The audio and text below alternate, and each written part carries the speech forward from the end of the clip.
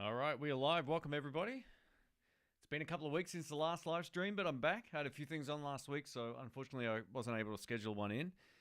Just want to thank everybody for tuning into the channel, watching the videos, commenting, all that kind of stuff. It's always great to hear from everybody. Thank you so much. All right, we're back in the presidential room, as some people have called it. It's funny what a black curtain can do to the vibe of the room. All right. We got everything should be working. If there's any issues with the audio video, please let us know. I did test this beforehand, so fingers crossed. And if you want, you can also listen to it back on iTunes or Spotify. Just search for In the Blues Tone podcast. You can find it on there. I also put together other podcasts as well. I'm in the process of taking some of that big interviews we did from overseas, putting them on there as well. They'll just be their own audio stream, so you can find it on there too. All right, welcome everybody. Hope you're all doing well. We've got Paul Chapman here. Hope all is well. I'm doing well, thanks, mate. Hope you're doing good. Let us know where you're watching from as well. The audio is low. That's hopefully. Let me just check. 1, 2. You're right. It is a little bit low. I'll sort that out. Just 1 sec.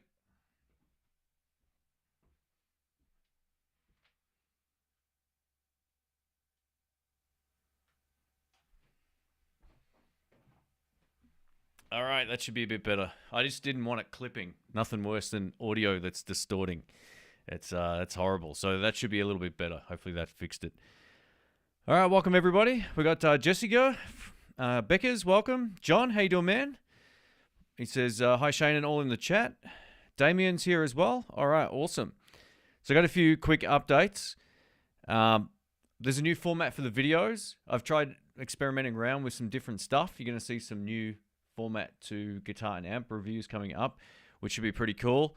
I've got arguably the best amplifier of the year video coming up. It's something that you probably haven't heard of, and it is awesome. And there's also some live playing in that particular video with Rick and Brian and the guys. So yeah, there's some killer stuff coming up on the channel, and that amp is some of the best tone I've ever heard. I hope you like it, and it's not breaking the bank expensive either, which is always a good thing.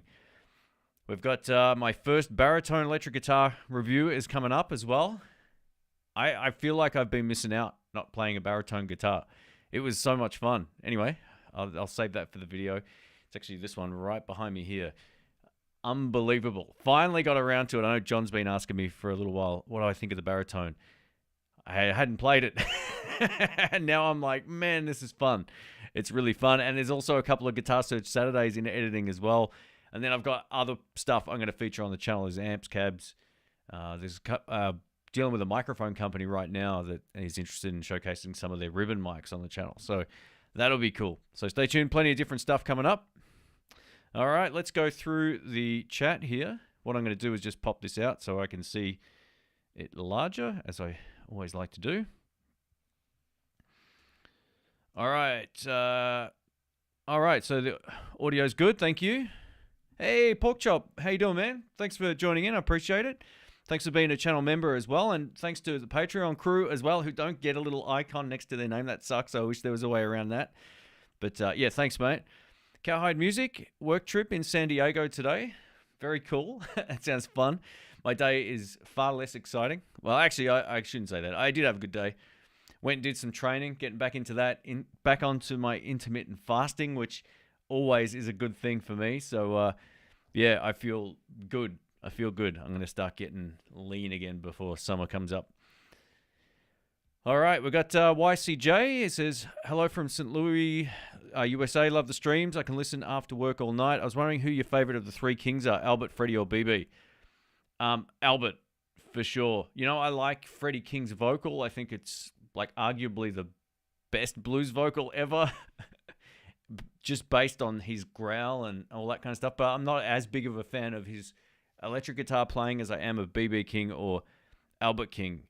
Albert King has like the best vibrato, and it's like his speech imperfection added to his sort of like vibe of his voice. And he had the like beautiful singing voice and vibrato, but his, I think it, what do you call it? Like, is it diction or whatever you call it? Where enunciation, I guess, is the word I'm looking for. wasn't as good as like BB King or Freddie King, but it was so good. So guitar playing wise, I'm just a massive Albert King fan. Favorite blues guitar player alongside Clapton, like learning the ropes of blues, without question. I also really love, I love the other guys too, but just not as much as Albert. Albert's flying V, Lefty, attitude, just awesome. So yeah, he would easily be my favorite of the three. I go through phases where I love listening to BB King as well, but there's only so much of that. I like the big band sort of sound. I much prefer like sort of like the stripped back sound of the band with Albert King. All right, Paul Chapman, welcome, mate. Hope you're doing well. Damien says, I've learned a lot with your videos. Thank you for your work. Hey, no worries at all, man. I appreciate that. Pinch as many licks as you can and get all the great gear that you can or that you like, that I showcase. It's an easy way of sort of getting around having just to shell out for stuff. If you can hear it beforehand and it's helped you, that's awesome. Thank you so much. All right, we've got Wi-Fi Burns. Welcome, mate. Hope you're doing well. The chat just went flying down here. All right, we've got a super chat from Damien. How are you, man? It says 2 questions in one. I have a Joyo cab box. Do you think it's a good idea to put a Joyo preamp house in front of it? Is the XLR output any good? From memory, the Joyo cab box was pretty solid. It's basically like amp cabs in a box, right? So you can use it, I think, with any overdrive. But if you want the best kind of tone, you could run something like the Joyo American Sound or Joyo AC10 or any of those amp sim in a box pedals into it as well, and just use the cab sims. But yeah, I didn't have that for very long. It was one of those products I reviewed, and then it either went back to Artist Guitars or I sold it. I can't really remember. There was a period where it would have been around 2020. Well, it's all a blur. I don't really remember lots about it, but it's a solid unit. So I think the only issue I had with it was trying to get the right amount of gain into the pedal. You just can't sort of like crank your preamp pedals too much if you're running it like that. But let me just double check your question here, mate. I want to make sure that I've got it right. I think that's supposed to say Joyo preamp pedal, right? House is confusing me here. Is that an actual thing I'm completely unaware of? Oh, that. Okay. Yeah. All right. Sorry, I forgot what this was. So these are like the 9 preamps in one. Yeah, that kind of thing will also work into it. You may find with, I haven't actually used one of these preamp pedals before, but if you're recording and you don't want to have to use any sort of like software IRs, this would be the way to go. So yeah, you could run that into that for sure. And they look pretty reasonably priced too. I've noticed that there's the DI out. I should also point out I haven't used from Joyo, the little blue box. So yeah, I can't really give you a definitive answer on that unit, but you usually don't need it. The cab box will basically be what goes out into your audio interface for your computer. So that's the way that I would run it. A lot of this stuff's kind of like experimental. What I used to do was just run the Joyo American Tone pedal straight into my sound card. I have a reverb pedal after it and my pedals before it if I needed to do that, and I would get great recorded tones. We used that on an album. It sounded so good. So there's plenty of great ways to record. Anyway, yeah, I haven't actually tried the Joyo preamp house. Sorry, I was like, what is that exactly? Yeah, this is one I haven't tried. I have seen it before, but yeah, it looks pretty great. Looks like it says XLR on or off, right? So if it already has an XLR on the back of that, you might not even need the cab box. But that would denote usually that it has some sort of cab sim built in, which it does. So yeah. Anyway, I'm not 100% certain on the signal chain, but the cab box is usually enough to get you going. Like that's the IR basically of straight out into your audio interface. All right, let me just bring back the chat. And thank you again for the super chat. I appreciate it. I'll go back to all the questions here once I can find where it went. Where's the chat gone? There it is. All right, awesome. Let me just go back up here. We've got Desert Doug. How you doing, man? I'm laughing at John's comment here. Hey Shane, I managed to find another Twinilux amp after massively regretting it and being unable to find an equal. I got lucky since they almost never appear for sale online. Used amp is for life now. That's great. That's from Tonal Timber. Well done. Nothing worse than selling something and instantly regretting it. I've done that with amps. My Blues Deluxe was the stupidest mistake. I sold it. I had it for about, I don't know how many years. I must have had it for 5 or 6 years. Sold it, bought one back. No, I don't know. It was less than a year later, and I've had it for 10 years. So I get it. I get it. Don't sell that again. And the great thing about the Twinilux that a lot of people don't realize, even though it's a 212 amp and it's tweed and it's heavy-ish, it's not that bad, actually. It doesn't have all the reverb circuit and all that kind of stuff, but you can half power that down, and then you can also defeat one of the speakers. Like, you can turn one of those speakers off and just crank it up, and they sound unreal. So congratulations, man. That's a absolutely killer amp. All right, let me scroll back down here. If I missed any questions, just @intheblues me here. I never played a baritone guitar. Hello from Oregon. That's from Greg. I tell you what, it is awesome fun. So I didn't know anything about baritone guitars because I've never really seen them in a Lefty. I may have seen one at Jerry's years ago, and not knowing like even how to tune it up was kind of confusing. But I tell you what, the tones I got clean and dirty were unlike any other electric guitar I've ever played. It was so much fun. And I've got a new format of videos. If you're just joining, I'm trying something new with the baritone video and this new amp video that I've got coming up, which is Amp of the Year, in my opinion. It's unreal. Amp Head of the Year, I should say, for lower watt amps. It's unreal. Best Strat tone I've ever had.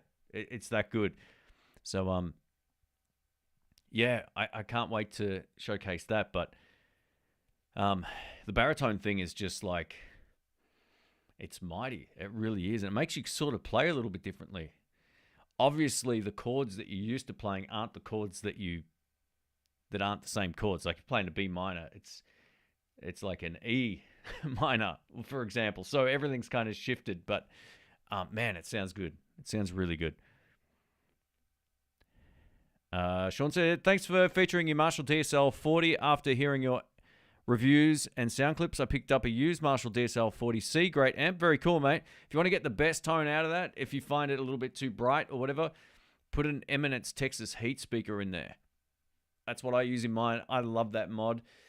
Some people find those amps fine on the top end, depending on the speaker you've got in there too. But for me, it was always a little bit on the mine, especially the CR was a little bit too bright with the stock speaker, that Celestion V-type speaker, I'm going to say. V-type? Yeah. So, great speaker, just a bit too bright for that amp. So, the Texas heat just changed everything up. Hey, we've got Kate here. Welcome. How you doing? Great work on your improvements on the guitar. You're doing well. Well done. GRB Aquatics. Welcome, welcome. All right, we've got heaps of folks here. This is awesome. Thanks for joining in, everybody. Appreciate it. I missed last week. I'm going to try and do more regular live streams. I was going to try and do one last week late, but by the end of the day, I was fried, and that's just never any fun. I've got my caffeine here, and we're ready to roll. We've got DJ says, Wendell says, cheers from Alberta, Canada. No worries. Marco says, I really like listening to your channel. I've learned a lot. What's your favorite modulation pedal? My favorite of all time might not be the most popular, but it's the VS Audio Vibler. And I say it's not the most popular because it's inherently a little bit noisy, but when you turn it on, it's the sound. It's so good. But I find because of the way it's built, I have to have it at the start of my signal chain. It's can get a little noisy, a little bit noisier than other pedals on the market, but I love it. I think that pedal is unreal. That's really good. If you want something less expensive, there's one from a company called Moen. They make one called it's got a Jimi Hendrix, the Jimmy, I think it's called, right? It could be called that anyway. It's this pink-ish kind of pedal that does the same sort of vibrato Leslie sound. It's unreal. You can get them for like $60. At least here anyway. They might vary from place to place, but I would say the VS Audio Vibler, it's just a great modulation pedal. You know, I go through periods where I love tremolo, but then I go off tremolo. And I find if I'm playing with other people, the vibro is by far my favorite. It just sort of adds a sense of difference to the mix. Adds a sense of, it gives you something very different to listen to. Whereas a tremolo, while it gives you that sort of waveform and a choppy effect, it doesn't change your guitar tone necessarily. This one does. It gives you a very different musical sound, and I really like it. So yeah, that would easily be my favorite. I got one on both of my pedal boards. That's how much I like those. All right, we're getting through the questions here. Sorry, guys. Let me scroll down. Keith says, done into fasting, no sugar, no zero, no bread for the last 6 months, lost 30 pounds. Well, there you go. The bread, man. The bread is where getting rid of just bread will make a massive difference to most people. It's funny how many people think bread's healthy. It's all bad. Look, I don't eat perfectly. I'm not even going to claim I do, but I'm making more of an effort now. I've been training for so long. It's time to actually get back into getting some results.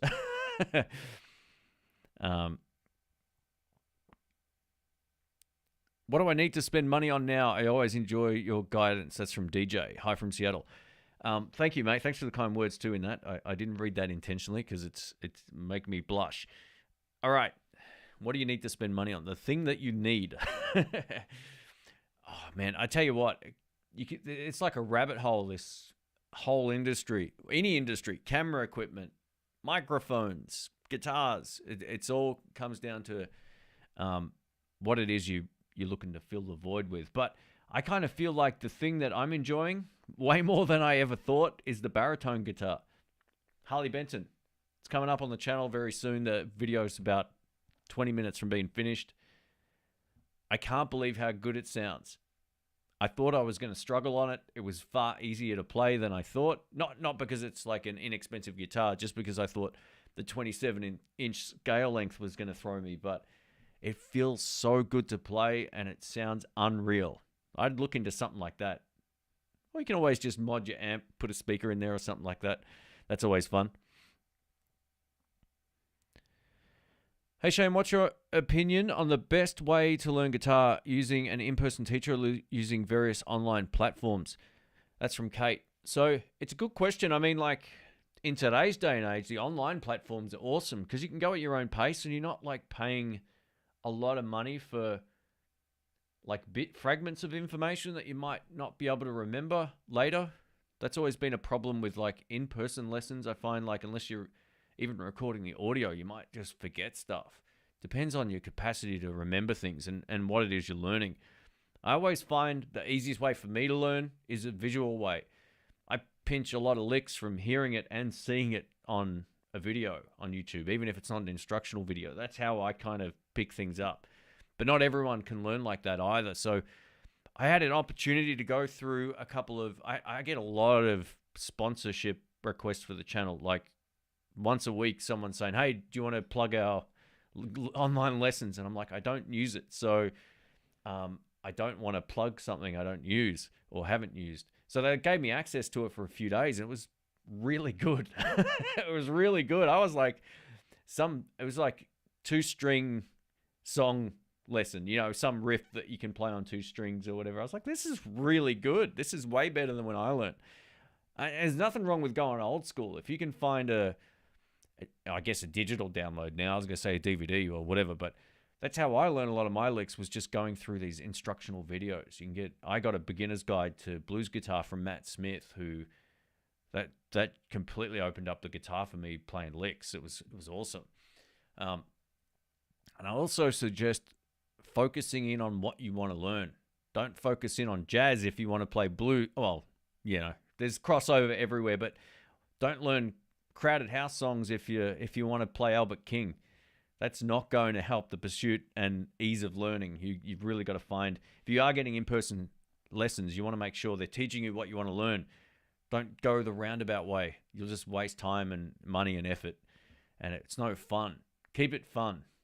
Fun is the easiest way to learn. If you can make playing music easy and fun for yourself, the learning growth goes like this as opposed to, you know, very slow. So that's what I would recommend. I don't think there's any wrong answer. I just think don't get sucked into learning cover music or whatever if you don't want to play that. Or if you want to learn that kind of style, don't go learning blues. It's two completely different things. The crossover's there, but the frame of mind's very different. So, yeah, one's more improvised and the other one's like, these are the chords. This is the timing. Here we go. All right, we've got Cowhide Music. Welcome, welcome. Says, pulled the trigger, 1990 PRS Custom 24 coming on Friday. Congratulations, mate. Very cool. Custom 24s is so much fun. I reviewed a Custom 22 10 top recently. Well, not that recently, but it went up on the channel recently. And it was such a beautiful guitar. You know, years ago, I was going to buy a Custom 24 from Jerry's Lefty Guitars, and one of my friends talked me out of it. Only later, he ended up with one. I told you they were good. So, yeah. What's my best reverb pedal? So the one that I liked the most would have been the Boss FRV1. It's a Fender Boss reverb pedal. It's kind of like a digital recreation of the reverb head. It's really, really good. The only problem with those now is that they're way too expensive.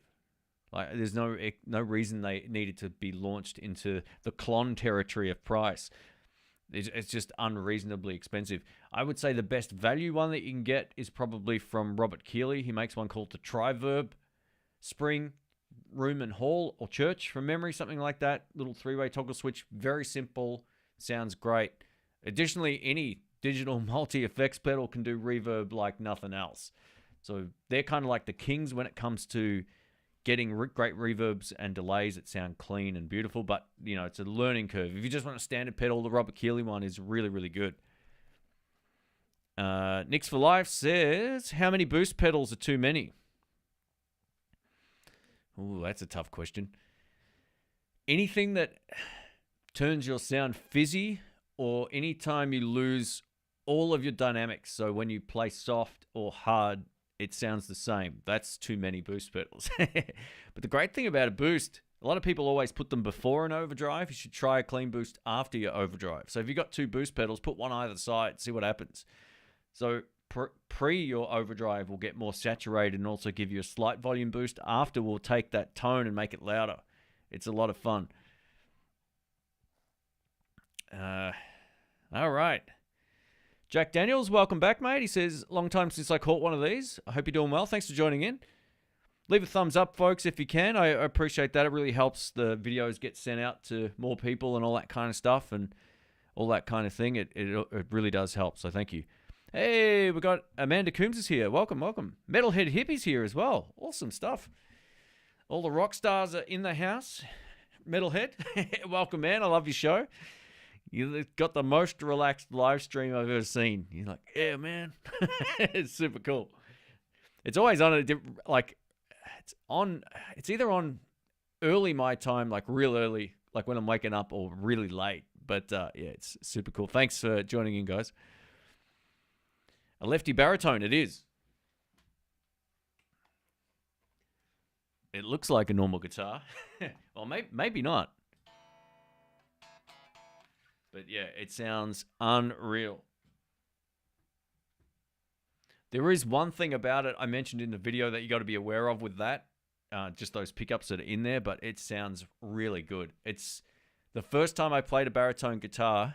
First time I heard the low end come out of my amp, I went, it was shockingly good. Yeah, it's just a lot of fun. User says, it's a great username there, mate. I've got the same DSL 40C with the 7080 speaker, and it doesn't need a speaker change. All right, cool. So that's the prior model to the one I've got. 7080 speakers aren't as bad as everyone thought they were. I found sometimes those speakers are the only choice for amps. I've gone through the rabbit hole of switching speakers out in an amp that had a 7080, and that was the best choice. Actually, two of them. So, yeah, they do the job, and they're not as... I think when you hear things isolated, you tend to like other speakers more, but in the mix, the 7080s are quite good. All right. We got Renato. Hello from Switzerland. As we share the same name, I assume you have Italian roots. Mine are from Molise. So, yeah, there's some of my family from over there is from a town about an hour out of, it's called Sulmona. I don't know exactly where that is. It's like south somewhere, I think. But yeah, that's my dad's side of the family. Very cool. Thanks for joining in. I appreciate it. Oh, we've got some super chats here. Thanks, guys. Far out. Giant says, off subject, sorry, but you got me back onto solid state, and I'm loving it. I'm using exclusively PV Red Stripe and Silver Stripe Bandits and Studio Pros now. Hey, there's nothing wrong with that. Now, I get asked so many times, should I buy this new fancy amp with all these effects or what? I'm like, get a PV Bandit. It's a better amp. It sounds better. It's less complicated. It takes pedals better. They're awesome. I've had 3 Red Stripe PV Bandits, a Silver Stripe PV Bandit, and a Studio Pro 112 Red Stripe. And a silver one as well. So quite a lot of them over the years. And I'm always looking for them online. I'm an idiot. I get rid of them and I'm like, man, I wish I had kept that amp. So there's nothing wrong with those whatsoever. As a jam amp, as a gigging amp, I've used them in every situation. Recording, there's nothing wrong with them. They're really, really good. And thank you for the super chat. I'm glad you're enjoying the amps. I would take them over most fancy or more expensive versions of a similar thing. You know, I really like the Blues Cubes. I think they're a solid amp, but in Australia, they're so expensive. You can buy a used Bandit for nothing. And, like, they're unreal. So that's super cool. Thank you. All right, Deshaun, thank you for the super chat as well. Fender American Pro 2 Strat or Gibson SG Standard, which is a good choice? Have a Tele Gretsch, Tennessee Rose, Gibson Les Paul, Classic, Epi Newest Lucille. Don't like Strats. Maybe have for the sound when I need one. All right, so you sort of answered your own question a little bit. These kind of questions are pretty subjective. Like, if it was me, I'd buy the Fender American Pro Strat over the Gibson SG Standard because I'm not a big fan of SGs. I find them neck heavy. I find the connection of muscle memory different on an SG. It's the only guitar that I kind of struggle on because when you go to play a chord, like say I've said this before, if I'm playing a G chord, you want to be on the 3rd fret, right? On an SG, I find I'm on the A fret, the 5th fret up. So that always throws me, and I always have a hard time. It feels like I need to reach further down to get to the same spot, and that's the only guitar that does that for me. If you've got a Tele, the Fender American Pro Strats are unreal. I actually want to get one of those Miami Blue ones. I don't need one. I got a great Strat, but they're some of the best guitars Fender have made as production run. Like, they're easily accessible. They sound great. And they feel good. I would have I've actually recommended them to other people who have YouTube channels and other guitar players, and they all love them. So I would have no hesitations getting one myself. But it is subjective. Gibson SG Standard is completely different guitar, right? Tone-wise, if you're looking for humbuckers, then that's the guitar to go for if you're not much of a Strat person. Because you've already got a Gibson Les Paul and a Lucille, is the difference going to be that much? That's how I would kind of find or feel about that. I would find that the American Pro 2 might give you that inspiration to play. If you're comfortable on a Telecaster, the American Pro 2 Strats are unreal. I would say buy one of those if it was me, but I'm not you. So completely subjective. I'm going to leave this to the comments in the chat here to weigh in on this one, but it's like comparing apples and oranges. It literally is a bit of that. So both are great guitars, and I don't think you'll regret either one. But if you haven't played an SG before... Oh, hang on. Did you say you got an SG as well? No. If you haven't played an SG before, that's one of those things you got to try. I just can't feel comfortable on them. I've owned one or two over the years, and I just can't get into them as much as I can other guitars. So that's just me. And I play a lot of guitars, and SGs are the only ones that kind of throw me a little bit. So just keep that in mind. But if you want the Gibson logo and the great sort of pickups that they make, then that's the one to go for. All right, Michael. Oh, sorry. Michelle says, what do you notice any difference between a top-loaded Tele and a string-through body Tele? Which do you prefer and why? I kind of like the string-through ones only because I find that a lot easier just to put the strings through. I don't know if there's any tonal difference between them. I've tried both. Some people might say the string-through bodies will have more sustain, but I really think it comes down to the saddles and amongst other things on the guitar, if the nuts cut correctly.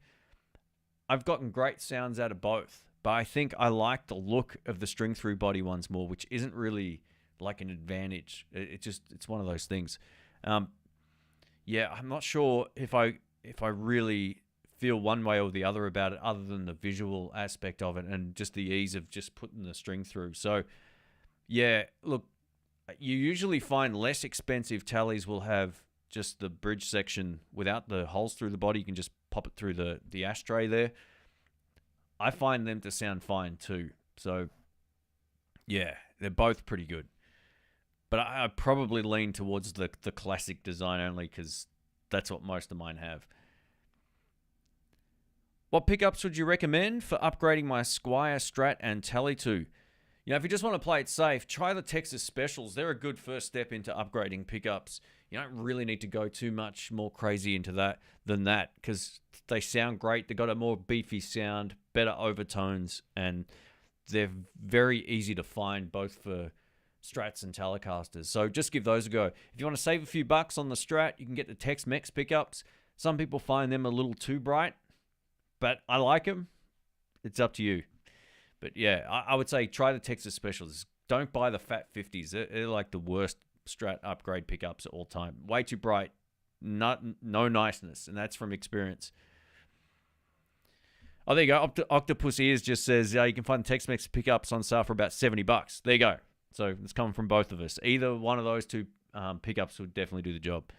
That's the Jimmy Vaughn pickup sound, the Tex-Mex. They're awesome. All right, exclusively for low volume playing, what's a good 12-inch speaker choice? Celestion Greenback or Celestion Alnico Gold? Yeah, the Greenbacks are pretty good. They've got like a bit more of a mellow sound to them. Alnico Golds are pretty much the highest end one. If you're going to be playing at low volumes, I would almost check out the Celestion Blue. They've got a really low output rating. I think it's like, what is it off the top of my head? I'd say like 19 watts or something like that. If you don't need more than that, that would be a good choice. They've got this sort of like fat sound that works okay at low volumes. You know, I don't think I've ever played a Celestion Gold at a low volume, so I don't really know what that sounds like. But I've used those speakers. They sound unreal. They're pretty much one of the best out there. I would also look into some of the Eminence speakers can get a bit on the loud side because they've got a higher dB rating. So yeah, maybe try the Alnico Blue. That would be a good choice. They put those in some of the Vox amps and a few other, you know, more boutique sort of stuff. But yeah, they're pretty cool. And they got that mellow sound might be what you want. Still punchy, but not as devastatingly loud as others on the market.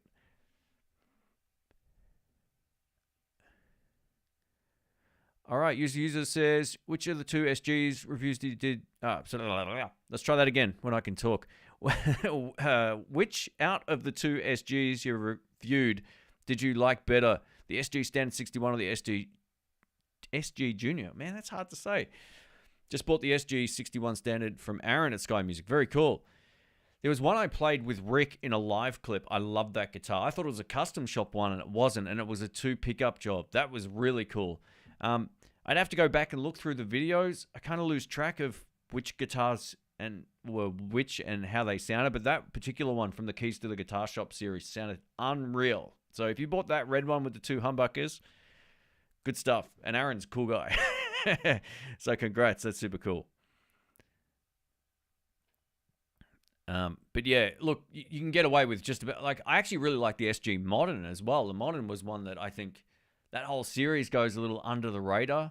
Most people don't like different versions of the same guitar. It's like, it has to be the classic sort of vibe and all that kind of stuff. But yeah, for sure, the dual humbucker cherry red one that was in there that I tried was unreal. I really liked that.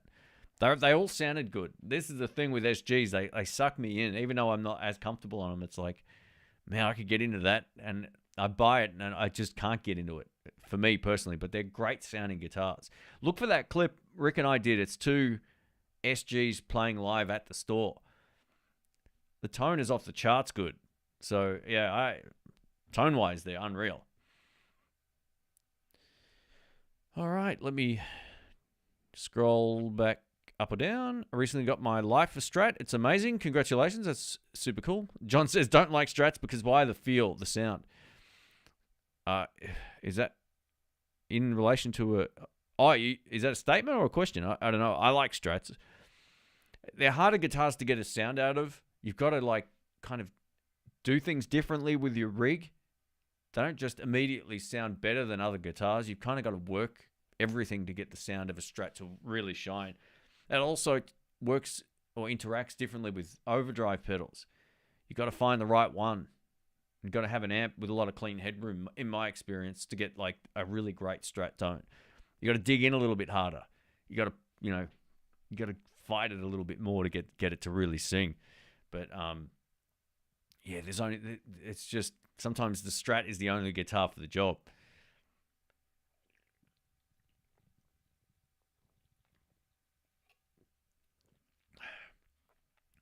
All right.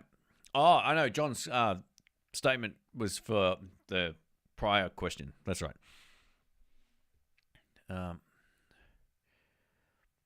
How do I start combining pentatonic scales to make something that sounds good, original, and good?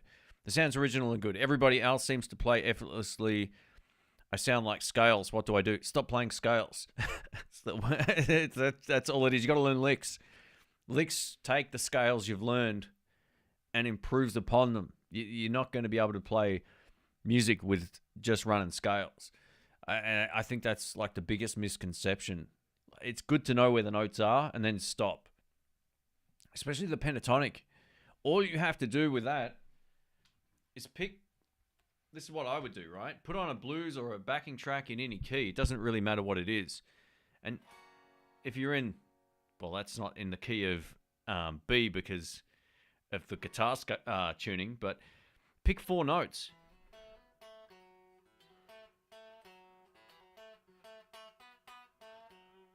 That's like no technique. That's just me clunking around on 2 strings. Pick a box shape and just try to get that to fit rhythmically in over songs. That's the first step. But also learn licks. Find some licks you love and within your capabilities wherever you're at, and play it until you don't even have to think about it. You gotta burn it in.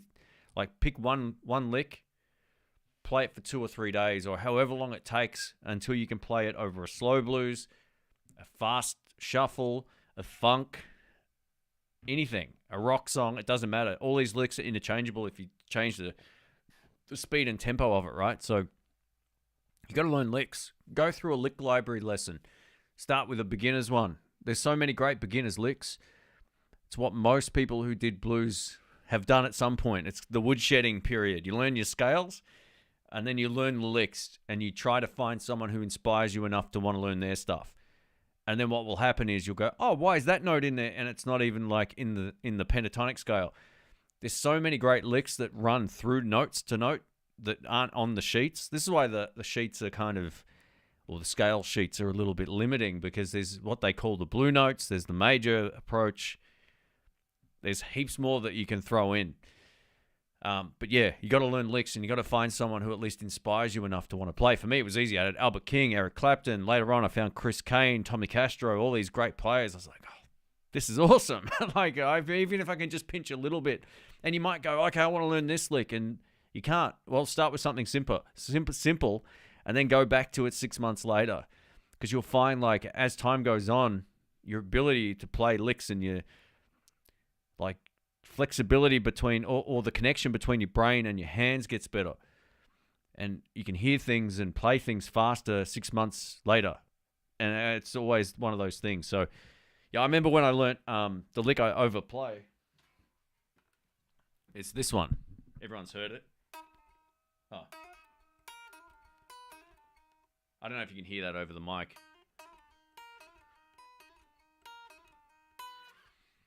That took me ages. So I just started working on it until I could play it without thinking about it. And now it's just part of the bag. And the bag, you need to have enough stuff in the bag to improvise, right? And then the improvisation part is taking what you learn and mixing it with other stuff. So that's how I would kind of look at that. All right. Hopefully that helps. All right, Metalhead Hippie says, IR modelers versus amps. Is new better? What do you think of the innovation in the effects versus analog? All right, so I think there's a tool for the job for everybody. I honestly feel like the best thing for me playing live is no digital effects on the floor, like no anything, like no Kempers, although that's a amp kind of thing. No helix, no lines, no head rush, none of that stuff. I don't want to use any of it when I play live, but for home studio use, those are some of the best things you can get.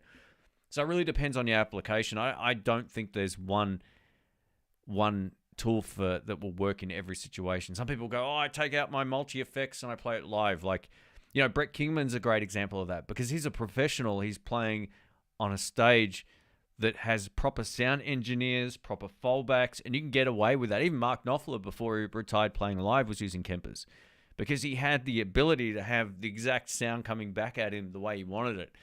Unless you've got that, the digital multi-effects pedals aren't the way to go, in my opinion, for live playing, because you're always at the mercy of the PA system, or you're at the mercy of bringing more stuff, or you might as well just bring an amp.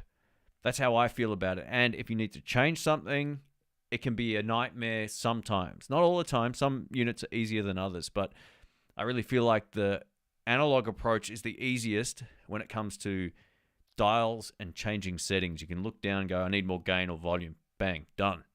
Awesome. Not all multi-effects units are that simple. But if I'm recording, then you've got to come up with another solution. Am I able to be as loud as I need to be to get the sound that I want recorded to the computer? Or can I find another way? And that's where all the digital stuff really comes in. There's great hybrid products that go between your analog amps or that will just replace your speaker, like the Two-Notes Captor X. And then from that, you can record directly into your sound card. And that's one of the best things of all time. It's a great mix of both. Multi-effects units take out all of that other stuff, and you've got essentially impulse responses and all that kind of stuff dialed into a box. But that can take a little bit more finessing to get the sound that you want, and that can be a challenge if you don't understand what cabs and mics you like. And these things assume most people know all of that stuff, which they don't. And I don't know what some of the stuff is on there. I know most of the mics and the amps and that, but there's certain things I'm like, what is that? I've never heard of that effect before. So, yeah, if you're just getting started, a multi-effects can make a lot of sense if you want to record at home, but it can also be daunting. If you've already got an amp you love, something like the Two-Notes Captor X makes that whole process a whole lot easier. But for playing live, there's not a chance I'll be using an all-in-one pedal. I've tried it a few times, and I can never get it to work for my particular situation. I can never hear it properly, or I need more of this or that, and getting into the menu and changing things is a nightmare. It's just the sad reality of the places that I've played, at least. Anyway, so yeah, I'm sure everybody's situation's different, but they're all good in their own way, but that's how I would choose to use them. One's for home, maybe studio recording. One's a completely different scenario when I'm playing live, because I can just dial things in on the fly. A mate of mine bought one of those big multi-effects pedals, and he took it up to one of the places to play live, and it's like, man, that's not the right tool for the job. Like, why did you buy this thing? It's like the PA's no good. It's missing a horn. You know, it's missing a tweeter. It's like, do you really want to sacrifice that because it's lighter than bringing in your great amp? No, is the easy answer. So it's a long-winded answer, but that's how I feel about it anyway. I'm not against any sort of tech when it comes to guitar playing. I just know what I like personally. The less fiddling around I do, the better I tend to play. That's usually how it works. All right, let me scroll back up. Len Music says, are you cold? You know what? It is kind of cold in here today. It is. It is pretty cold. It's weird. I live kind of like on a side of a hill. It doesn't get as much sun as I would like until the late afternoon. It's good in summer. All right. When's the next field trip to the States scheduled? It isn't at the moment. That last trip cost me a fortune, so I don't know if I'll be going back for a little bit. I might go somewhere else next time, like different part of the world, but I still want to go to Texas again, so it will happen at some point. Man, I love traveling. I don't know if anyone else has done a lot of that, but it's so much fun, and getting to see, great architecture and different way of living and all that kind of stuff. It's always fun. So, I don't know is the quick answer right now. I love Dr. Rick's playing. Well, Dr. Rick will be back very, very soon, so hang in there. We actually did a live recording here. He shows up in one video that's coming up, and then we'll release another clip as well after that. So, yeah, hang in there. Yeah, I bought the red SG Standard 61, same you reviewed at home. That's really cool, man. Congrats. That's a really great SG. That's awesome. I purchased the Epiphone LP Special in the TV Yellow largely because of your review. I love that guitar. Thanks so much for that. Hey, no worries. Those are awesome. Those are really, really good. Yeah, Epiphone, man. I've said it before. They're making arguably the best guitars they've made, with the exception of the Casino. That was awful. But yeah, not the old ones. The old ones are unreal. The new ones they're cheap. I don't know what went wrong with those guitars, man. All right, Alan says, getting late here, pal. See you later. Thanks for joining in. I appreciate that. My Kiesel Delos had the thicker neck, and it's killer. Man, Kiesel make unreal stuff, without question. Like, not having ever seen them until I got that Johnny Highland hybrid Shane S5 special guitar. It's one of the best guitars I've ever owned. I know it sounds like a cop-out, but it is. It really is. The tone of that guitar is the best. It has a 3D sound. It's all the good stuff you like in Strats and Teles, and it's easy to play. It's just engineered beautifully, and it's light. It's such a great guitar. The Outlaw says, yeah, I hate seeing players always messing with their pedal boards because they have so much junk on the floor. Keep it simple. Totally. Absolutely. There's so many people who play have just an enormous amount of effects, or they run everything with the gain dimed all the time, and it's like, oh, man, it sounds awful. Like, stand out a foot from your amp and no one can hear it. Yeah, it's getting a good live tone is different to getting it's not different to getting a great recorded tone, but it's different than... Yeah, it takes a bit of time and practice, and sometimes more stuff isn't the answer. If you can get an amp, that's why I kind of like playing the Marshall. When I get a chance to just turn that up, it's so freeing. It feels so good to play. It's just a beautiful experience.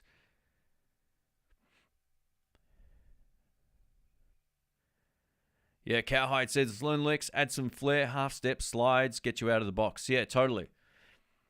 Yeah, it's just messing around with some of that major stuff too. Like, if you want to start simple, go through some of the easy B.B. King licks, some of the Eric Clapton stuff. That's a great way of getting great feel and playing easy stuff. Clapton's vibrato is the best, right? So it's just this slow vibrato thing that he does. It's really tasty, and it will get you out of just sort of like running scales.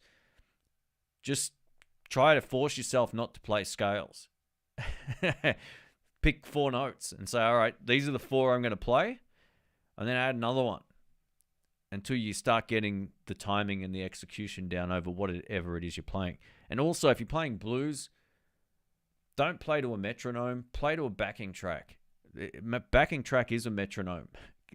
There's so many great ones from Elevated Jam Tracks, and man, I'm subscribed to so many of those channels, and I bought their catalogs of backing tracks as well. They got so much good stuff that just practice to music as well. Don't just sit there noodling. Put a song on if you're going to noodle, and noodle to something. It will greatly improve your timing and execution. Metalhead says, love Bergs. Yeah, Bergs is awesome, man. We were talking about him on the last live stream. Yeah, I gotta get him over here at some point, or vice versa. Do some stuff. If you're using the Captor X Live, your amp is just a really heavy pedal. Well, yeah, I guess if you I think the beauty of the Captor X is, right, like unlike a lot of solutions, you can actually still have the sound coming out of your speaker. So it's a pass through option if you want to use it like that. And it's also an attenuator. So you can run your amp loud, switch the attenuation to 50% and drop the volume big time, or even lower. So it's a 3-step power attenuation there from high to medium to low. So you'll still get your sound of your amp behind you. So it doesn't just turn the speaker off unless you want to run it like that. You can do that as well.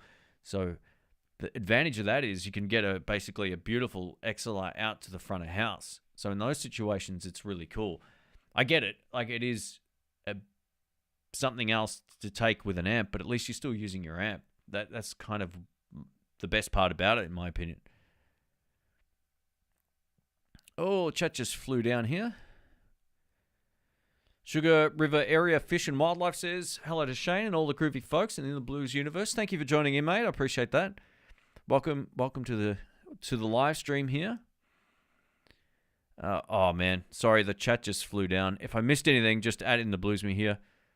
Hey, we've got Janice here. How you doing? Have I had any experience with the Oscar Schmidt Delta King 335? No, but I'm going to look it up because I have no idea what that is. I always like when I hear stuff like this. I'm like, I have no idea what that is. It's pretty affordable. Looks... So the plan was to get all of this hooked up so I could run the screen into the live stream. It still isn't working like that yet because I'm not using the computer to stream. I'm using something else, but it'll be coming up. No is the quick answer. It looks cool. I don't know anything about this particular guitar other than I see one on Reverb that's used for $351. I think that's Australian dollars, right? It is. Okay. So probably like 200 and something US if you're looking from over there. It looks very similar. It looks really similar to almost like a rebranded Hagstrom guitar minus the headstock, which I don't love how much text is on there, but otherwise they look pretty cool. Yeah. It's a guitar I don't know much about, but thanks for the heads up. And yeah, sorry, I can't really help you. The model number for anyone looking for it is the OE30. Oh, that's the OE30. You said 335. I guess that's what you meant. Semi-hollow electric guitar. They look cool, but yeah, I don't know enough about them. Sorry. All right, let me go back to the chat. I love when I do that and then I can't find the chat. It's awesome. All right, let me scroll down. Vox AC10 or Fender Blues Junior? Oh, man. Yeah, both those amps are pretty good. The AC10 is probably like the best 10-watt amp you can buy. It's, in terms of like combos, it really does have a lot of vibe. I really love it. And they're quite loud, but the Blues Juniors have the advantage because of the 12-inch speaker and just a few more watts. But yeah, it comes down to, see, this is the funny thing about Blues Juniors. They're not your typical Fender amp. A lot of people say they got the Fender tone. They're kind of different. Like, they're not 6V6 or 6L6 amps. They're EL84s, which is kind of like a Vox. But they're not as scooped in the mid-range as what you might find from an AC10. But AC10s are a really fun amp. So I have a hard time sort of like dismissing that from that conversation because they're really good. Yeah, if I was buying one of those, I mean, I've had a few Blues Juniors and I've never owned an AC10, but the AC10s are a lot of fun. They probably got the better dirty sound out of the two, whereas you might get a little bit more clean headroom out of the Fender. But again, if I'm playing live, the 12-inch speaker is what I want. over a 10-inch. There's no question about it. Home use, Blues Juniors can be a bit too loud to get the good sound. You might want to go for the Vox. That might also help you.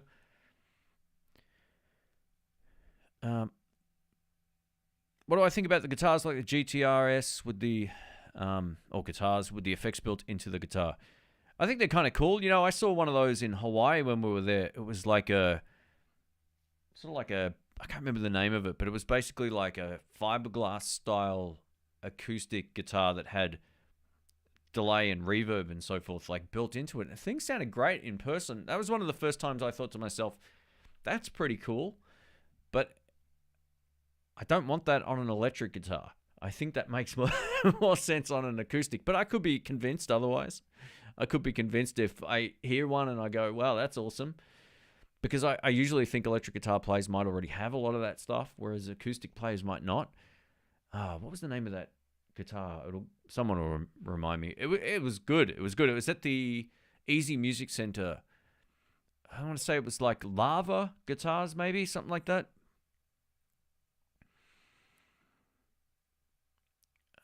15 watt is way too loud, but I could make it work. 15 watts is louder than most people think. I think most people assume Blues Juniors aren't loud. You get them home, you're like, oh, that's 15 watts. That's why I never say buy an amp, you know, over 10.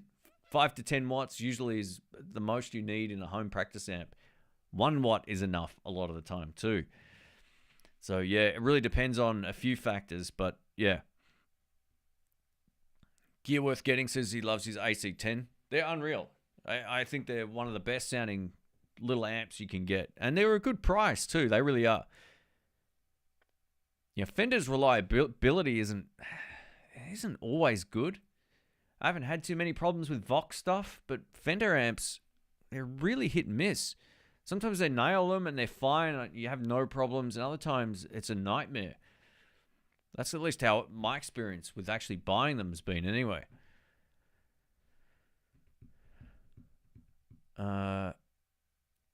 Paul Chapman says, back in the early 80s, I saw Clapton at the Sydney Hordern Pavilion. We were blown away by the sound. We were hit with stunning. Have you a view regarding his old stage setups versus the new? Yeah, look, I'm a big fan of some of his 90s tones. I think the 80s and 90s tones were some of the best. Some of the 80s ones were a little on the cheesy side. They were a little bit too chorusy or something. There was a weird sort of... He might have been going for that Albert King thing, having the chorus on the lead solo tone, but I really loved his 90s tones, like From the Cradle and Live in Hyde Park, and even the 80s tones before that, where he's still, I think, playing the black Strat or the brown one. It was one or the other. I think it was the black one. Just through like almost, it was almost clean, and it sounded so good. I don't love the fizzy preamp Clapton tone. I like more of the open sound. And I should say I'm a big fan of his 335 sound. That's what inspired me to get one. That Hyde Park 335 tone, I could listen to that all day. It's almost like laughably better than his Strat tone, which, at least for me on that recording, sounded pretty good. Yeah, but man, the 335, I don't know why he didn't play that more. But it's all subjective stuff, right? I think there's some great tones and some average tones in just about everybody's live performance stuff. So, yeah, it all comes down to what you like. But I've never been a big fan of that sort of like preamp thing, that it just makes things fizzy and not necessarily better. But who am I to critique? I'm a man with a microphone. That's all you need these days, huh? All right, Tone Dragon, welcome man. He says, have you ever tried a past effects pedal based out of Australia? No, never heard of them. And this is part of the problem with a lot of Australian marketing for pedals and guitars and amps. You just never hear about these things unless someone says, hey, have you tried these? I've never heard of them.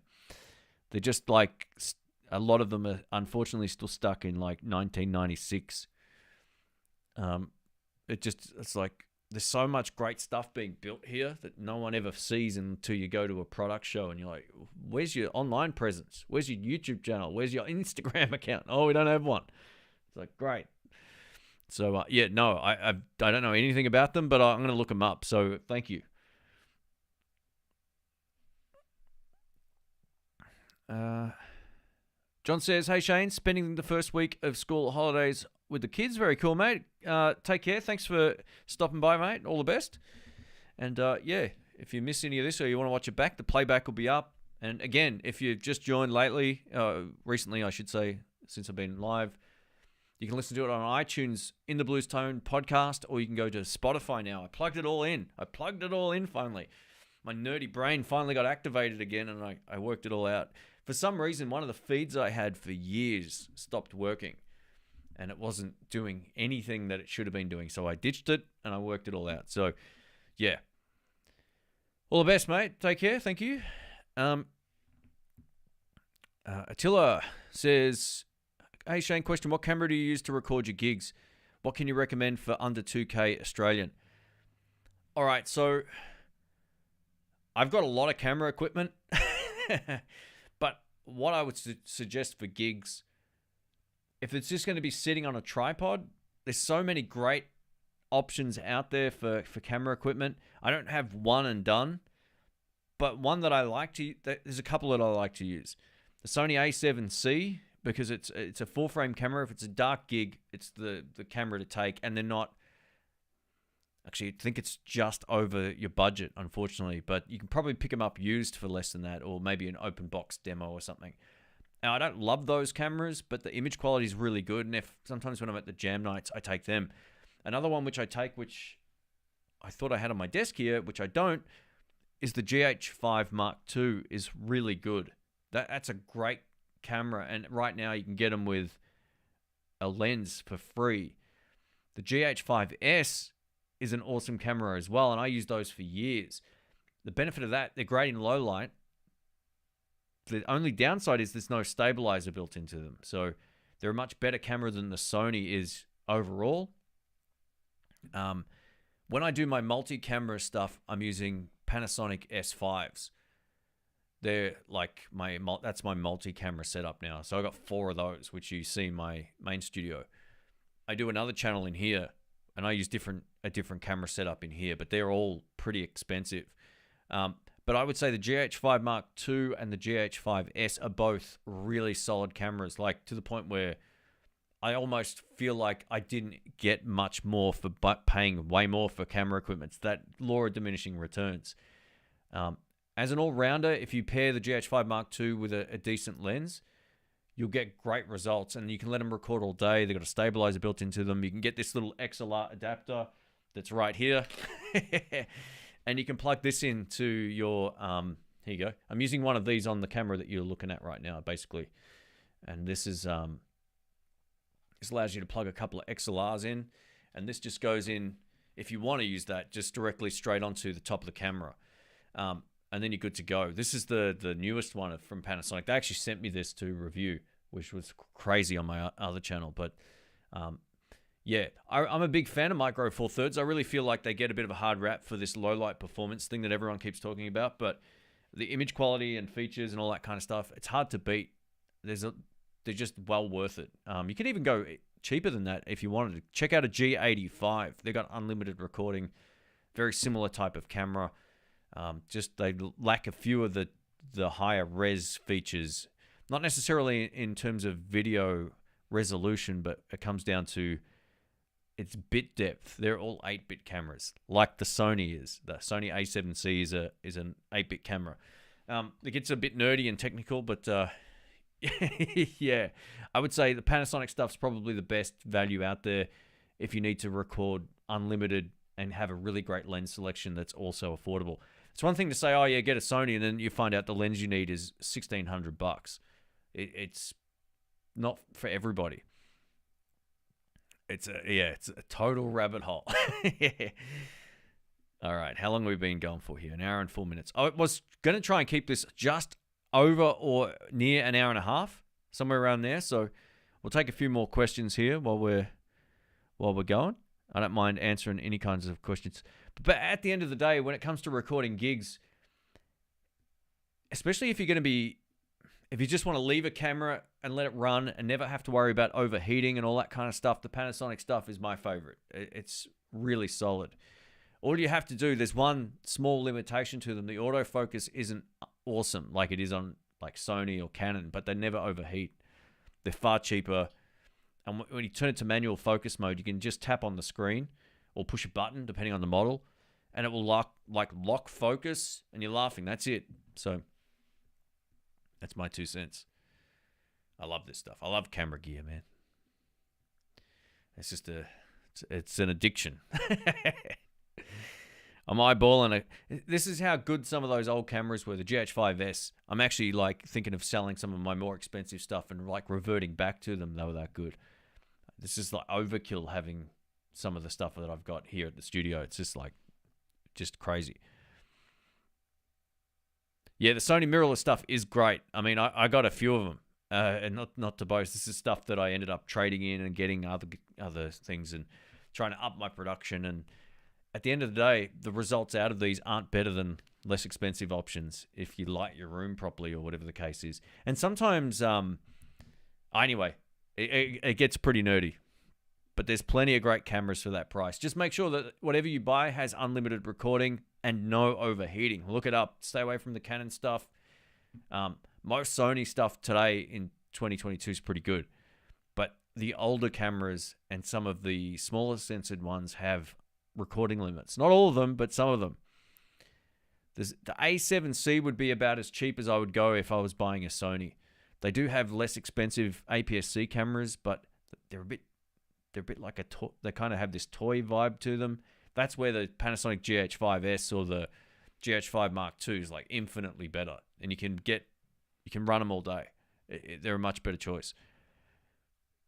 At the expense of background blur, that's the thing that everyone wants. Oh, I want the background blur. Well, you're gonna have to spend $1,000 on a lens. Anyway, all right, that's enough camera stuff. How did you record your guitar sounds with backing tracks, etc. on your USA trip? The old-fashioned way. So basically what I did, I had this camera, I had my other Sony and the GH6 with me, and I had the A10 Mini switcher. So that allows us to switch cameras on the fly without having to do a lot of editing later. There was still editing in the videos, but it was a lot less. I didn't have to like import all the files and do all that kind of stuff. It was much faster. Sorry, what was your question? Guitar. All right, so the intro tracks were done with the Strymon Iridium with my pedals that I used throughout the video, and all of because basically the reason why I use that, you can't mic an amp up in a room when you've only got one reference monitor. We had one studio monitor. That was it, and it wasn't loud enough to be heard over the amp in the room, which was cranked. I couldn't hear both. It was like we had to find another way to record. So that we used the Strymon Iridium into the Focusrite sound card that Jerry had. And then for all of the main demo, we had the amp mic'd up with the Sennheiser E906 and it's in the description of all those videos, basically. I wrote what we used. What was the other microphone? It was a pencil. Was it another Sennheiser mic? Oh, AKG. I can't remember. There was another microphone that we used that was like a pencil condenser microphone, which was Jerry's. And we got a blend between both of those. So it's just recording an amp like you would normally. But for the jam tracks, because of being able to hear, you need to hear the track back as you play, we had to use something else. And the Strymon Iridium was awesome. So, yeah, Dr. Rick lent me that. It was unreal. It's really, really great. It was before I got a chance to test out the Multicab 4. So Strymon just made a lot of sense. It was awesome. How's nice springtime in Victoria? Well, normally it wouldn't be too bad, but it's been raining a lot. Today's warm, but it's not a great day outside. At least it's not in here anyway. My house is always pretty cold. Maybe give the new casinos another chance at some point. If I recall, you weren't fond of the Blues Drivers at one point. No, I didn't think the Blues Drivers were bad at any point. I mean, they make good stuff. I just thought they were a little bland. There's a lot of problems with the casinos. For my style of playing, it makes them unusable. One, I can't turn my amp up loud and have it not feed back, especially at a gig. Like, we used them live. Dr. Rick played one. It sounded okay when it wasn't feeding back. And then you run into all the playability issues and not being able to get up past the 12th fret easily. So you're all of a sudden limited to like the 12th fret and down, which is good if you're a great guitar player, but sometimes I want to go up to the 15th fret and play over the G scale. So yeah, I found there to be a lot of problems with playability, feel. It was one of the most awkward guitars I played. I'm not saying they're all bad. This is just my experience with them, but I would not recommend one of those over a Epiphone Dot. Not a chance. Epiphone Dots, better playability, better pickups. None of this, just change the pickups right after you buy it and you'll be good to go. Well, why didn't they put good pickups in there to start with? It's just not good.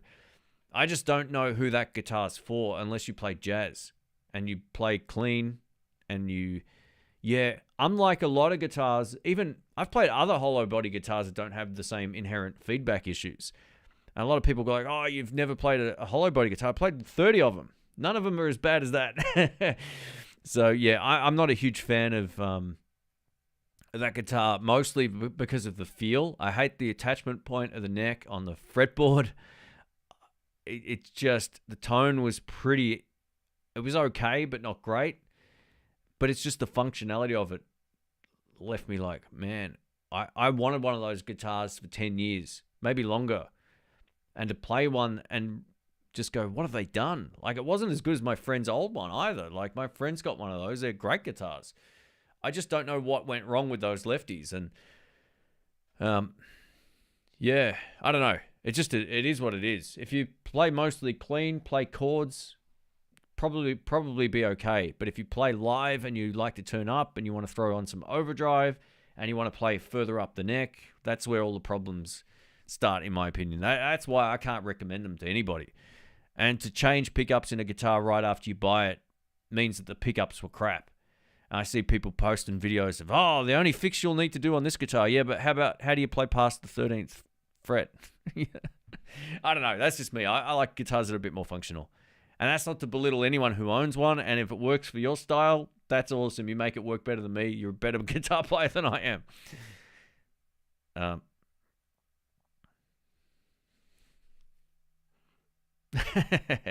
Do you have a closet of just chords? Yeah. I don't know how many chords I kind of know. I know a lot of like complementary chords to things. Like if people are playing a certain chord, I can pick a different one, and that just kind of comes from like lots of years of playing live, trying to pick what isn't the same as somebody else. It's always a good thing, or not just defaulting to ninths or something. Hey, Ian's Guitar Shack. Welcome, mate. Hope you're doing well. My Artist Cherry 58 semi-hollow body is epic. That's a much better guitar. Without question, I would play that any day of the week over a casino. At least the casino that I had a chance to play. I really, a couple of years back, there was an opportunity to buy one of the old ones, and I passed it up. I probably should have got it. Yeah, I don't know what it is, man. I just can't get into them, but it is what it is. All right, let me just see if I missed any questions. I'm at the bottom here. So, DW, I may give them a shot again at some point, just to either reiterate my point, or maybe I'll be shocked and I'll go, okay, so I played a dud. Maybe it was wired incorrectly. But the fact Rick played one and also had the same issues with feedback in a live situation was tough. But I'm more than happy to give it a go. Maybe they'll fix this, knowing that everybody who's buying them is changing the pickups. Maybe they'll like wax the pickups a little bit better or something. Have I ever played an Emily Wolf Sheraton? No, I've owned an Epiphone Sheraton before. I bought it. I loved it. It was a beautiful looking guitar, and it was used, but I bought it from a shop here, and it had where the posts on the bridge sort of sit. There's these two posts that come up out of the body. They were actually loose. I didn't notice it when I went to buy it. I went to change the strings, and I was like, oh, these are on a really weird angle. I took the strings off and click, it fell out. So I just took it back. I said, look, this can't be fixed without like putting basically like repotting the holes and then sort of like drilling them out again. I don't have those kind of tools, but great guitars otherwise. Super cool. A guy I know has got a Sheraton, one of the nicest guitars out there. I haven't tried that one though, so.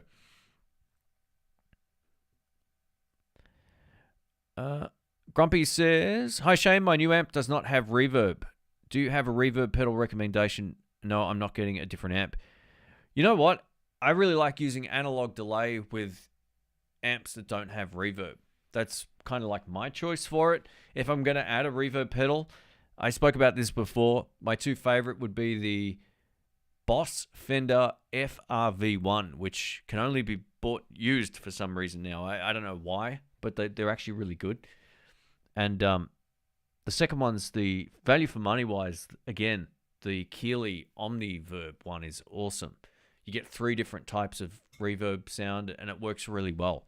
So they're kind of the two that I'd recommend. After this is done, I timestamped this. I'll link it down in the description so you can check it out. Or you can just look for it now. But yeah, those two are really good. I find I don't miss reverb much if the amp sounds good, or if I've got a little bit of delay, slapback delay. There's an amp of the year video coming up for me. Hands down, this is like one of the best amps I've ever played. And it doesn't have reverb. Using analog delay, it sounds so good. And it doesn't... I didn't miss not having reverb. And if you know the channel, you know I love reverb. So sometimes analog delay can give you the same kind of... Not the same effect, but the same kind of inspiration. You know, I think reverb adds a little bit of something nice to the sound. Analog delay can do that as well. So if you don't already have an analog delay pedal, definitely check that out as well. That's something that I would definitely look into. There's so many great reverb pedals out there, but a lot of them are like super expensive. The Omni Reverb would be the one that, at least in recent times, would be... It's the most versatile given its price point and it's built well. There's a whole bunch of different ones out there, right? But yeah, you can either spend less and have one that does one thing pretty well. But yeah, that's a good one.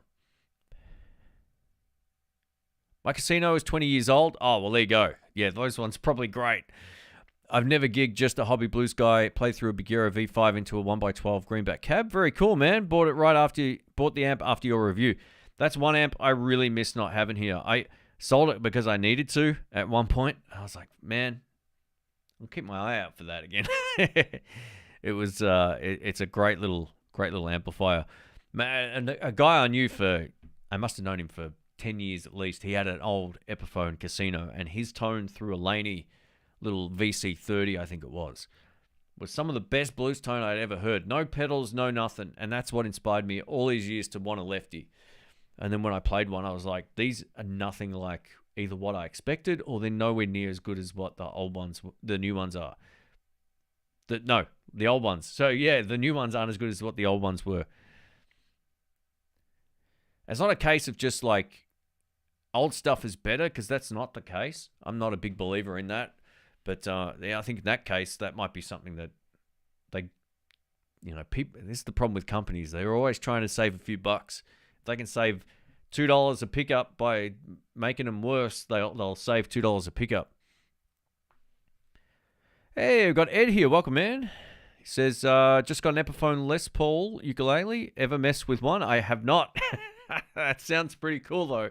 I don't even know what that looks like, but I'll have to look into that. That's super cool. SD says, have you ever tried an Amplified Nation amp or a Magnatone? I've played a Magnatone amp. They sound unreal.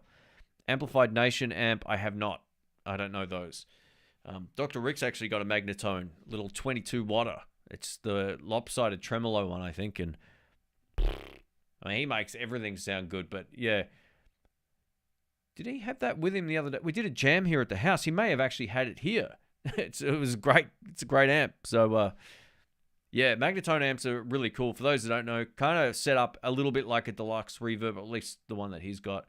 22 watts, 6V6 output tubes. Really great, clean pedal platform, but a bit more attack and mojo about it, I think, over a deluxe, which are great sounding amps, of course. But the other, Amplified Nation, I don't know anything about that.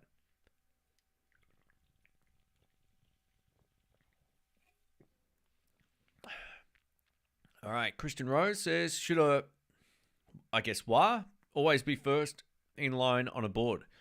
I always have it to the right of everything, before the tuner. That's the way I like to use it. There's no real right or wrong with this stuff. You can put it at the end if you choose to use it that way. I like it at the start.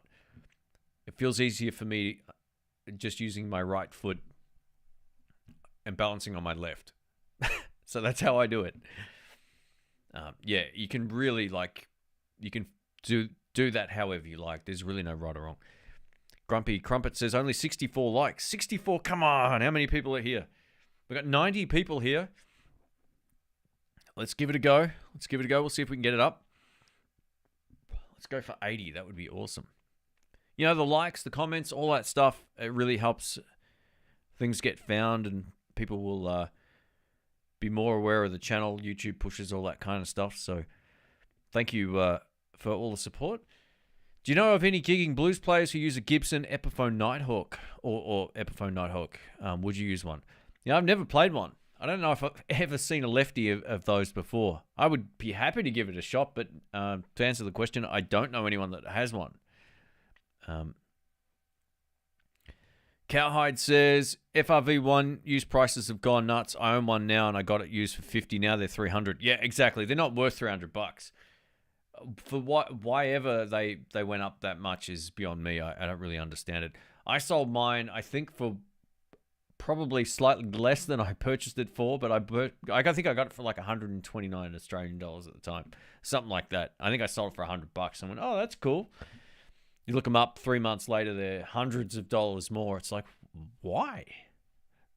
Why would I buy one of those over? Why would I buy one at that price over countless other reverb pedals at a much more affordable price? So, yeah.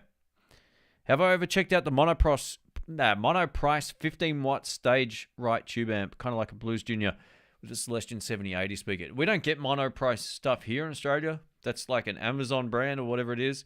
Or like it's sold on Amazon in the US and Canada. We don't get it. You can order it, but it comes with the 110 power supplies, which are useless here. You blow it up. So, no, I haven't tried one. Supposedly there was another brand who were releasing similar amps to them here, but with a different brand name. So it may have been like an OEM situation where whoever builds those amps sells them to Monoprice. They put their own logo on it. And then another brand just buys the same thing and puts a different name on it. So if I get a chance to try one at some point, I will. But I've never seen them in person, unfortunately. I would happily give one a shot, by the way. I'd like to try one out. Here we go. Chris says, Dream 65 pedal, have you tried it? And if so, what do you think? You know, I haven't tried that. I saw a lot of videos go up at the same time. And, you know, the hype train is pretty real with a lot of stuff. And I know when, like, camera gear is released, everyone's going nuts for one particular model. And they swear it's the best. And then the next one comes out. So if you love the Fender sound and that's what you want, it's probably a great choice. Can you save a few bucks by getting something else? Probably. I don't know if I'd take it over something like a Strymon Iridium because they're a little bit more flexible in what you can get out of them to some extent. But if you love the Fender sound and that's all you really want, they're a good choice. I haven't used one personally, but I've seen enough about them now to know that they sound pretty great. But yeah, that's kind of how I feel about them. I'd like to give them a go, but I haven't been in a situation to give one a shot yet. Chris says, I have the Monoprice. It's a really great buy. Very cool. Preferred it to the Keeley Omni side-by-side, though Keeley sounded great. Has 3 reverbs. Yeah, and for the price, right? Like, again, you got 3 sounds for less money than you'd pay for a used Fender FRV1 when we're talking about those reverb pedals. So that, to me, makes more sense. Yeah, the used price of some of these things that just get discontinued aren't warranted whatsoever. It doesn't make any sense. It's like the Klon KTRs, which are still in production. People are trying to sell their red first edition Klon KTRs for $600. yeah, good luck with that. I'm going to buy something else. Yeah, one of the things that I haven't seen enough of from the Greek pedal companies, who in my opinion are making some of the best stuff, the Europeans, man, their pedals are off the charts good, functional, flexible, and reliable. But they don't seem to have, or I haven't tried any of their reverb pedals. I know most of the companies don't have one, which is interesting. So fingers crossed, if Crazy Tube Circuits or VS Audio or Jam Pedals or another company brings out a reverb, I'll try it, because their stuff's, they usually take their time with stuff and then it's great. So fingers crossed. Ever tried Gold Strings? Saw a funny review last night. You know what? I've not tried Gold Strings, and I'm going to look into that after this and see if I can find that video, because that sounds hilarious. I don't know what to expect from it already, but that sounds pretty fun. For reverb, I have the TC Electronic Hall of Fame 2x4, and it sounds great. It's extremely versatile. Yeah, I mean, they make good stuff as well. Got it new, open box for $199 from Manny's. Very cool. Very cool. Plenty of lawyers buying Clons and Gibsons. And doctors. Dr. Rick, he's guilty of that. Harley Benson have the same amp as the Stage Right Monoprice, just a different branding. Oh, there we go. Okay, it's a Blues Junior clone for the most part. Very cool. Yeah, TC Electronic pedals I haven't had a lot of experience with. I know Dr. Rick had the flashback pedal from them, and this was the only time we noticed signal degradation was with a flashback delay. It reduced the high end when we had the pedal plugged in, and it was enough for the OCD for Rick to go, okay, I'm getting rid of that. But it hasn't been a problem with the others, so I don't know. It might have just been a dud. Maybe the buffer or something was part of the problem in there. I don't know exactly how they're built, but yeah. Do I miss my Epiphone? I don't know which one you mean, but I haven't had an Epiphone for years.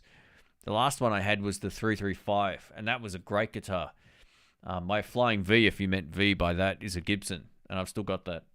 I actually finally, it needs a bit more of a setup. I fixed the frets. I need to fix the intonation on it, and then it'll be good to go. Hey, Greg's Kitchen. Welcome, man. How good was that ultra expensive PRS Custom 2210 top? Sounded great. How much was it? All right, so that was one of the only guitars in there that was like not for sale. I found out like after I got back. It was a great guitar. I don't know. It was used as a 2018 or 19 PRS. I tell you what, that was one of the best playing guitars I've ever played. There was 3 from that session that, well, there were 4. But the 3 that you've seen so far, obviously that Monteleone guitar felt ridiculous to play. Right alongside that was the Collings, the blue Collings LP style electric, and that PRS were all so easy to play. It's like you can't bend a wrong note. It's just too easy. That's that lack of fight thing. Like, you know, you got to work kind of hard on a Strat. Those 3 guitars just make playing very easy. There's another one too from Collings, another brand no one really seems to care about, or at least not on my channel anyway. There was a dual mini humbucker one. Man, that sounded good. But the PRS was beautiful. It really was. I don't know what they're worth. I did ask Jerry, like, oh, maybe it wasn't on the website or something. I was like looking up information. He goes, yeah, that's just like a private one that's here. I was like, oh, okay, cool. But the thing sounded unreal, and the neck was beautiful. Like, you look at that Monteleone and what that's worth. The PRS neck is right there. That's how nice that neck was. It was something else. That was the best PRS I've played in a Lefty, or at least a Custom 22 anyway. I played a couple of Custom 24s that were awesome. But Custom 22s, that was in a league of its own. It was great. Do you run the reverb pedal in front of the amp or the effects loop? If you've got an effects loop, probably do that. If you don't, I'm less reluctant. Oh, well, I'm not in a situation where I would usually run reverb into the front of an amp. I don't need to do that a lot of the time. A lot of the time I was using reverb was into or after an amp sim pedal. So if I was recording into my audio interface or doing a gig without an actual amp, I would have my amp sim pedal, then I would have a reverb pedal, and then it would go out into the desk, and that's how we'd get our sound. So I'd have my pedal board before all of that. That's how I like to use them. But effects loop will give you probably the nicest sound without it getting like overly washy. Sometimes if you boost your volume or gain, it can affect the reverb density or mix slightly. It will actually sound like you're getting more of that. The effects loop kind of helps eliminate that. So when I review them, usually I would go into the effects loop because that's the best way of doing it. I love this time slot, by the way. I'm in California. I love these live stream. Awesome content. Hey, thanks, man. Thanks for the kind words. I appreciate that. This works better for me this time of day because it's like mid-afternoon. I'm a little bit more alert than I would be if I'm doing them at 11 o'clock. I've seen some of those old live streams when I'm really tired or I'm doing the timestamps. I'm like, oh, why did I do that?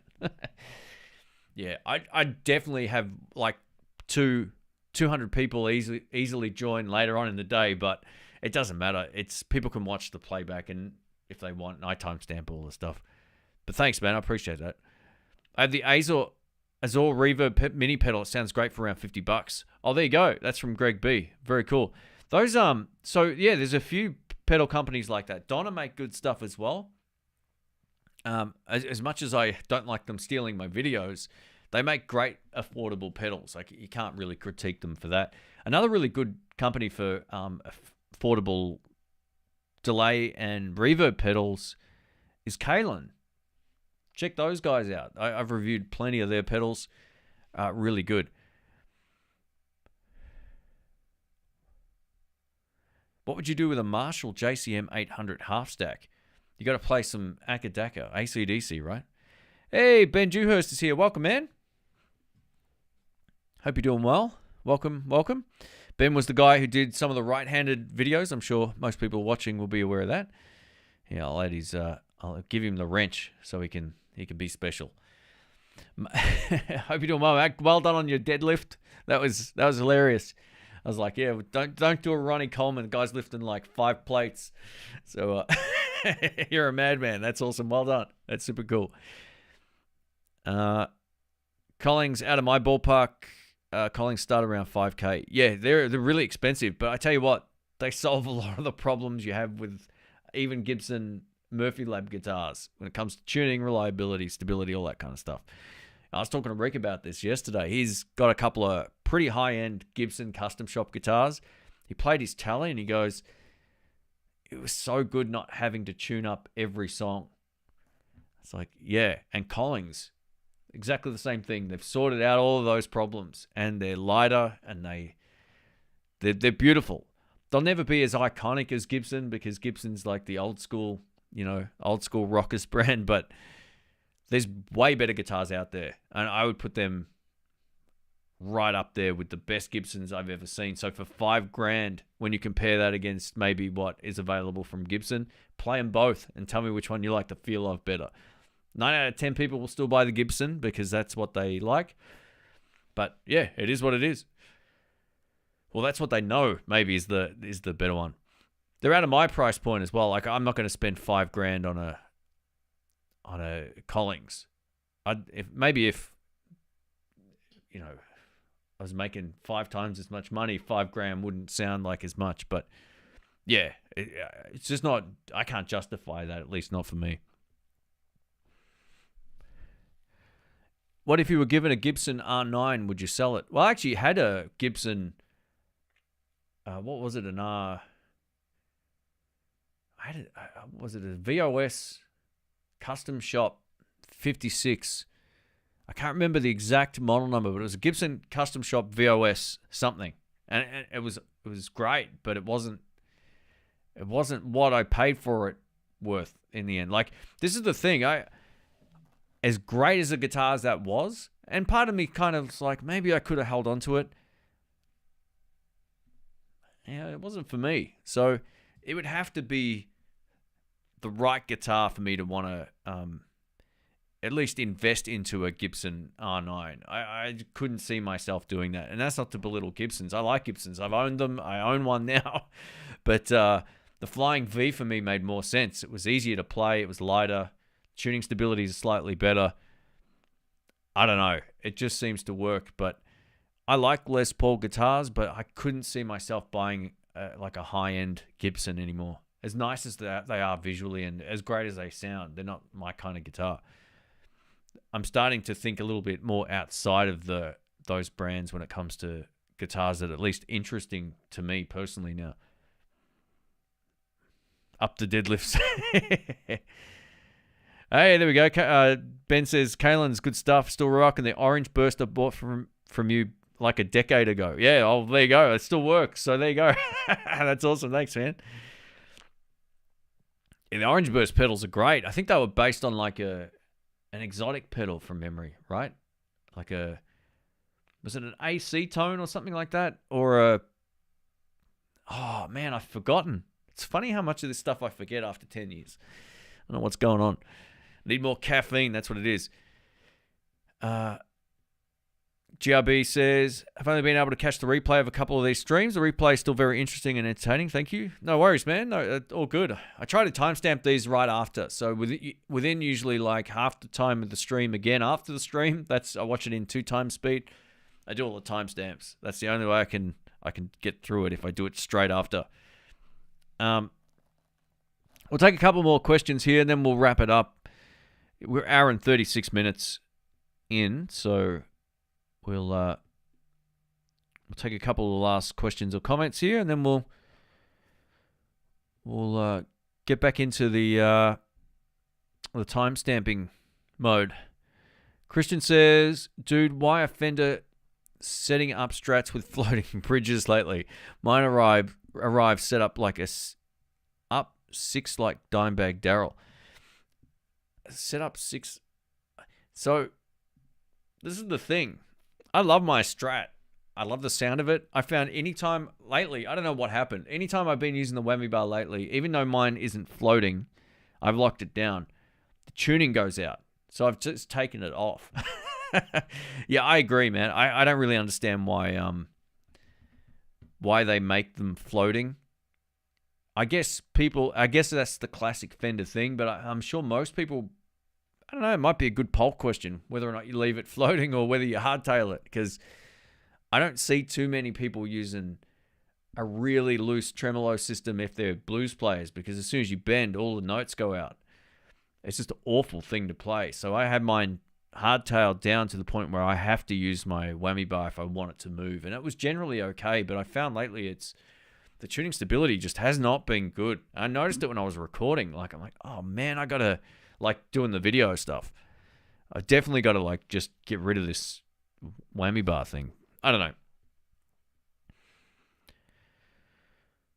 But yeah, sometimes you can get them and they work okay. I think it's the big part of what makes Fender guitars reliable is how well the nuts are cut. And that's kind of where they fall apart as a company. It's like they make these great guitars. They're all consistent. CNC machine, you know, whether you like that or not, it's more consistent. And then they like don't cut the nuts properly. And it makes all of the whammy bar just next to useless if it's not done right. So, yeah. Hey, some kind of madman says, right on. First time I caught my a live stream. Things have died down at work right now. Very cool, mate. Thanks for joining in. Hope you're doing well. Octopus says, gave up on Gibson when I found out one I wanted when I was 15 was $2,300. By that time I was 18, 19, and could buy one at that price was $3,500. Yeah, wow. Yeah, look, they're a luxury guitar, I think. Still, you can obviously buy entry-level ones, but I think most people want the standard. That's kind of where everyone wants to go. And unfortunately, due to lots of factors, everything goes up in price. Hey, we've got a new member. Thank you, Stratty Thomas. I appreciate that, mate. Thanks for joining in. You get access to a couple little extra emoticons and a few other things down there in the add reaction area. So thank you. I got to add more, but there's some guitars and so forth down there. If you want to add them in, I'll just do one now so you can see what they do. There we go. Thank you. I appreciate it. Cheers. Occasionally I'll post up behind the scene videos, a little bit about what's going on, or photos on the feed. So you can check out a little bit of what's coming up a little bit ahead of time there. So thank you. And if you have any questions on my videos, I see them in a section. I can easily find them. So thank you. All right, we might wrap this up. I'll just... Ben says, don't even get me started on Fender not cutting nuts right. Oh, I just kicked my cable. Sorry if the camera moved. Yeah, it's weird how, like, the custom shop guitars are like that as well. I'm like, why? It's the one weird thing they just don't do well. I don't get it. There's, like, much less expensive guitars where they do a far better job at cutting nuts. Maybe the guitar overall is nowhere near as nice, but Fender make like good quality guitars. Still my favorite, but in terms of just like ones you can go to a shop and buy, they're very, very good, minus the way their nut is cut. It's just not good. 8 likes away from 100. Woo! We're almost there. Thank you very much for all the support there. Don says he got a standard for $2K USD right before the price hikes. Very good. Well done, mate. That's awesome. The tributes are really good guitars. I think people kind of who have been playing a while will go, don't buy a tribute, get a whatever. The tributes sound every bit as good. And some people don't like the super high gloss necks. And if that's you, then that's where these tributes make a lot of sense. I think some of the best tones I had on a video was when I reviewed that tribute here. Just in the house here. It's a great guitar. I've owned a few tributes over the years as well. I had a 70s one, and I had another gold top one. So I had two. One had mini humbuckers. That was the 70s one. I think it was a 50s style one that had like humbuckers. That one didn't play well, but the 70s one was great. And it felt great. It didn't have the high gloss neck. It's like a sort of more of a satin finish thing. And I got that for a bargain. That was a stupid move, getting rid of that 70s one. A shop was going into receivership here, and they were selling them for, I think, 599 Australian dollars, which you can't buy anything for that price guitar-wise. So I called my friend. I said, hey, they've got these guitars. Do you want one? I'll buy 2 of them. I'll buy a left and a right-handed one. And he can pay me back. He goes, done. So he wired me the money. I bought it for him, and he still got it. And I was like, man, I should have kept mine. But these are part of the, you go through life. Sometimes you're doing better than other times, and sometimes you got it hard. So a lot of those guitars I didn't need, or I needed to pay for stuff back in the day. That's kind of how that went. Eastman does a super job on their nuts. For sure. Eastman guitars are nice. That 335 and the LP, they're both handmade. Beautiful guitars. Oh, actually, I don't know if the 335, I guess it is, right? I don't know. There's all these different ranges of Eastman guitars, but that SB59, whew, so good. All right, guys, we might wrap this up. Strady Thomas says, subscriber since my guitar journey started years ago. Thanks for all you do. Hey, no worries. Thank you, mate. I appreciate the support. Thanks for being a part of the channel.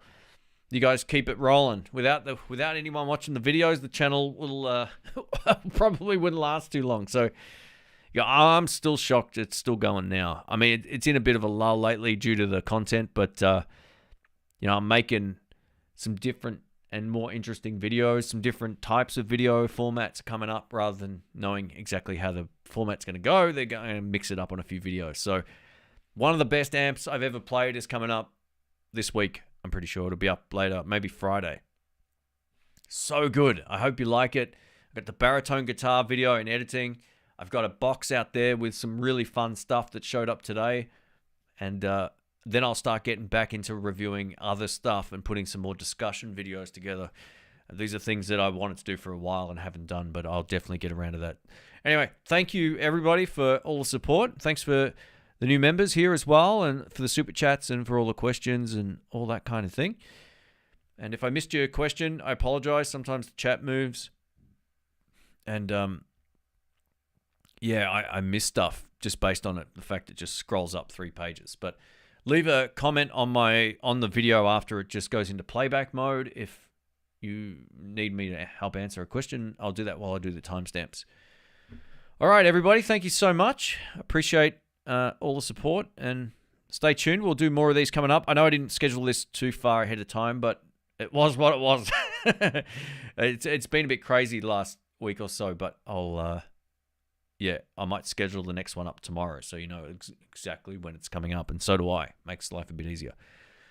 All right, everybody, thank you very much for all the support. I'm going to try something. I'm using this really cool little live streaming box. I'm going to turn it off by hitting the stream button. And then when this goes black, I'll know it's because